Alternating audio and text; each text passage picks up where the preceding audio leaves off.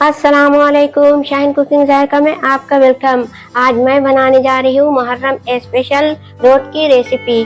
तो चलिए शुरू करती हूँ बनाना बिस्मिल्लाह करके। यह आधा किलो गेहूं का आटा है और यह है 1 पाव मैदा। यह है काजू कटा हुआ, यह है नारियल का बुरादा, यह है पिस्ता और यह है पोस्तू, यह है सादा तिल, यह है नारियल और यह है किशमिश।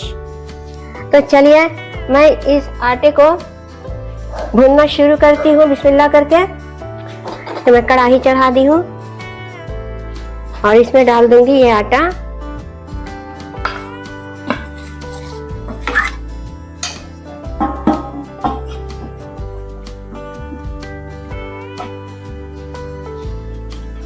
और इस आटे को मैं बिल्कुल धीमी आंच पे यानी स्लो आंच पे इसे भूनना है।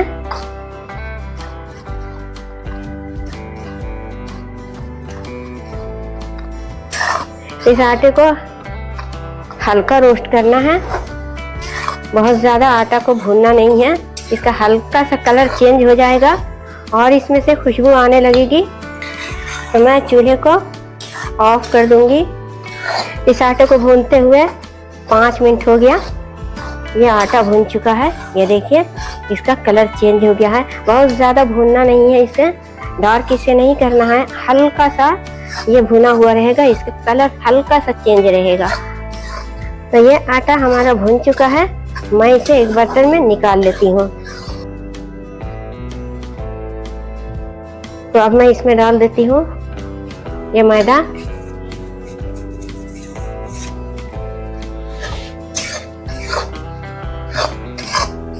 इस मैदे को भी हल्का रोस्ट करना है, बहुत ज्यादा नहीं।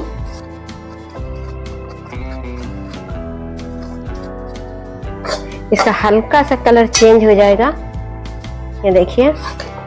तो जब हल्का सा कलर चेंज हो जाएगा इसका और इसमें से सौंधी खुशबू आने लगेगी, तब इस मैदे को निकाल लेना है दूसरे बर्तन में और इसे ठंडा कर लेना है।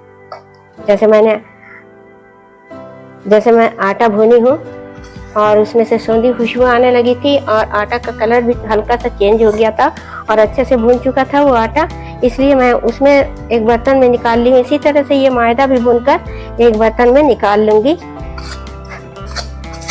और इसे जब भी भूने बिल्कुल लो फ्लेम पे, तो मीडियम आंच पे मत भूनिएगा और ना ही हाई फ्लेम पे, वरना ये आटा जल जाएगा।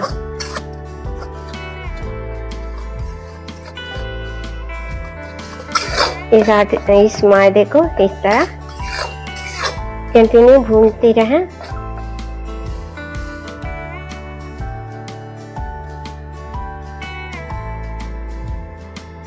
तो इसे मैं 2 से 3 मिनट इसे भून लूंगी। ये देखिए आटा का हल्का सा कलर चेंज हो रहा है और इसमें से हल्की खुशबू आने लगी है।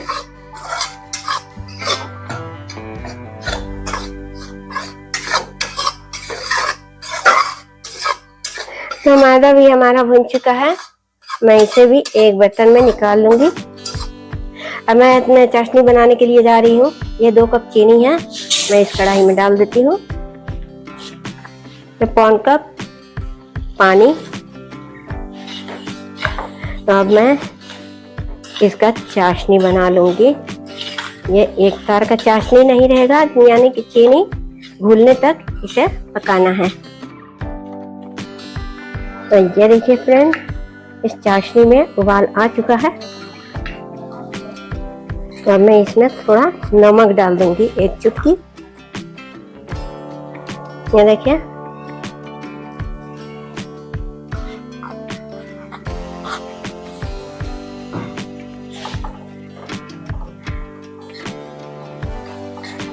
ये चाशनी तैयार हो चुका है। हमें एक तार का भी चाशनी नहीं बनाना है, सिर्फ चीनी घुल जाए बस, उतना ही बात ये चाशनी बनाना है। तो अब मैं चूल्हा ऑफ कर देती हूँ और इसे ठंडा कर लेती हूँ। ये जब तक तमाम ठंडा हो जाए उसके बाद ही कुछ करना है। ये आटा हमारा ठंडा हो चुका है,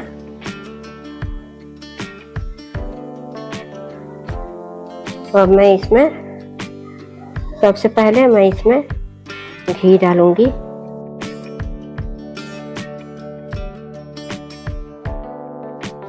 और इसे मिक्स कर लेती हूँ। इस आटे को अच्छी तरीके से मिक्स करना है। इसमें घी इतना डालना है कि मुट्ठी बंध जाए।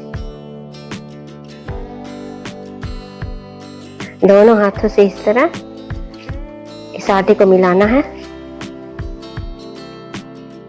तरह हाथों से मसल कर इस आटे को मिलाना है ताकि घी अच्छे से मिक्स हो जाए और जितना भी इसमें गुठलियां पड़ी हैं वो सब मिल जाए। इसमें देख लेना है कि मुट्ठी बंध रहा है या नहीं। तब और घी डाल देना है। और बहुत ज्यादा घी भी पड़ जाने से ये क्या होगा कि रोट टूट जाएगा, ठीक से नहीं बनेगा रोट। तो ये मैं देख लेती हूँ पहले। तो ये अभी मुट्ठी नहीं बंध रहा है, इसमें थोड़ा घी और पड़ेगा।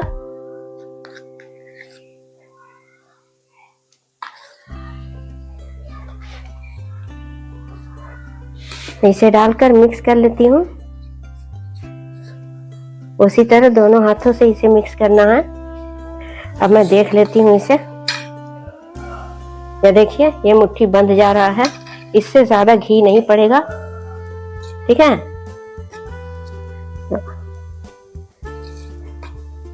ये घी डालने के बाद मैं इसमें डाल देती हूँ ये 2 बड़ा चमचा, 2 टेबल स्पून है ये किशमिश, 4 टेबल स्पून पोस्तू, भुना हुआ पोस्तू है, और भुना हुआ ये तिल है 1/2 कप, 4 टेबल स्पून नारियल, बादाम,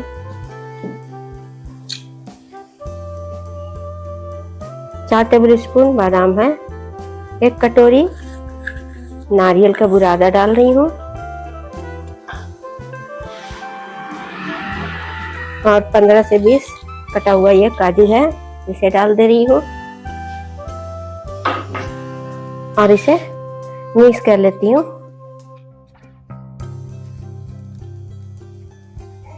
अच्छे से मिक्स करना है।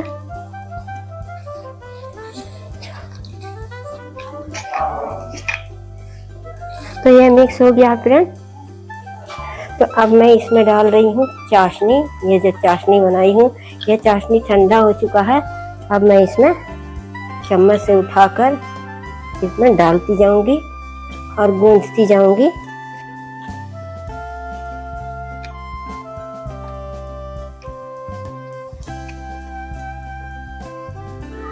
इसी तरह से चम्मच से उठाकर ये चाशनी डालते जाना है और गूंथते जाना है।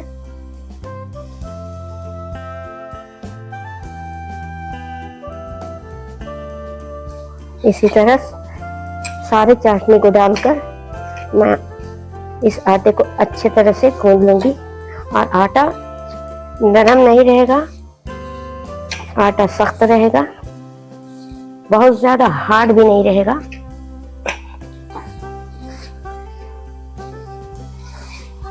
तो ये देखिए ये आटा अच्छे से गुंधा गया है।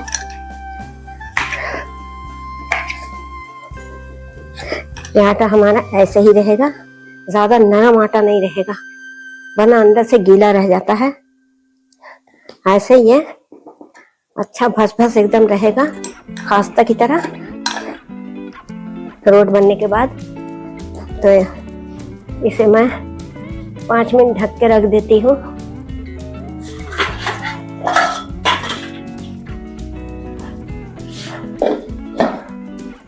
ये 5 मिनट हो गया है। एक लोई लेकर इतना बड़ा अच्छे से इसे चिकना करना है।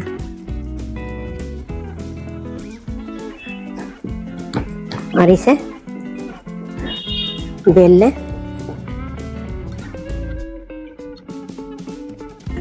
इसे इस तरह, जब ये किनारे किनारे इस तरह से फटने लगे ना, तो इसे इस तरह से दबाइए, गोल से दबाकर इस तरफ से भी दबा दीजिए।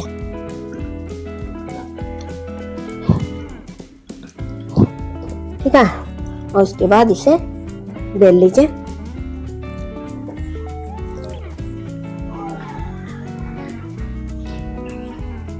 इसे इस तरह बेल लेना है। और ये जब किनारे फटने लगे तो इसे आप दबा दीजिए चारों तरफ से, घुमाते हुए इस तरह से दबा देना है। और दूसरी तरफ पलट कर इसे भी इस तरह आप दबा दीजिए।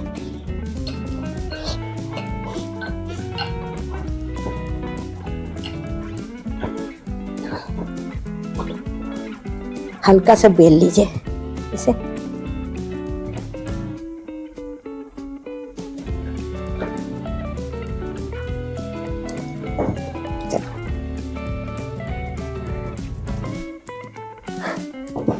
ठीक है, और इसके ऊपर थोड़ा सा पोस्तु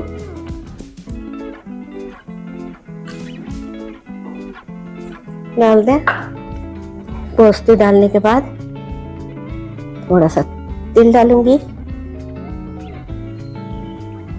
और उसके बाद किशमिश डालकर इसे बेल लेना है।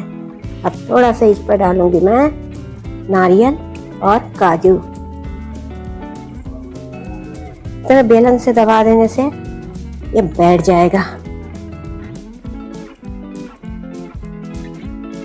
तो इसी तरह मैं सारे रोट को बेल के तैयार कर लूंगी।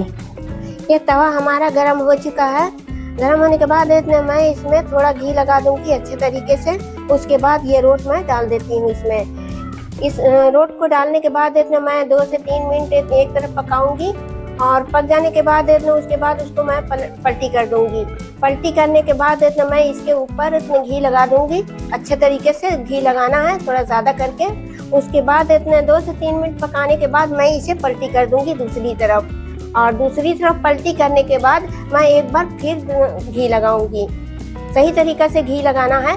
घी लगाने के बाद उसे भी पलटी कर दूंगी दूसरी तरफ, और दूसरी तरफ सेक के मैं इसे निकाल लूंगी।